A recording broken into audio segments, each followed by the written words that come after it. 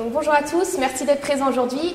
Donc, je vais vous présenter le travail que Morgane et moi-même, Gabrielle, avons réalisé au cours des 8 derniers mois dans le cadre du projet d'entreprise de génie industriel deuxième année. Donc, notre projet était pour l'entreprise Seabird. Donc Seabird, c'est qui? Seabird, c'est un bureau de recherche et développement qui ont mis au point un granulé plastique entièrement biodégradable. Ils ont pour projet de s'implanter cette année. L'intitulé de notre projet pour l'entreprise était « Implantation d'un atelier de production pilote ».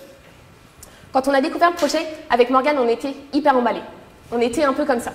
Pour nous, tout était à faire. On partait de rien, on avait tout à imaginer. C'était une vraie aubaine. Mais quand on démarre un projet, on s'attend à ce qu'il soit extrêmement bien défini, que les objectifs soient clairs, soient pyramidales. Mais nous, c'était pas vraiment ça. C'était plutôt un vrai chantier.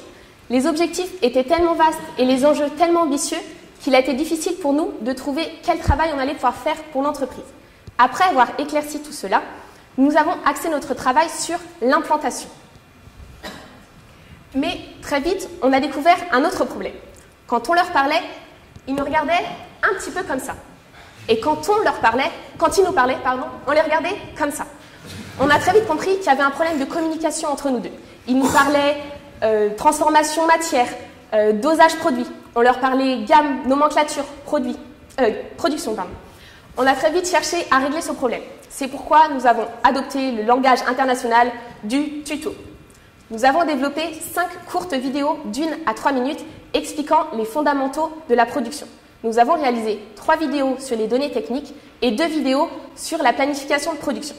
Une fois le contact établi, nous avons pu nous focaliser sur le travail d'implantation et ses enjeux.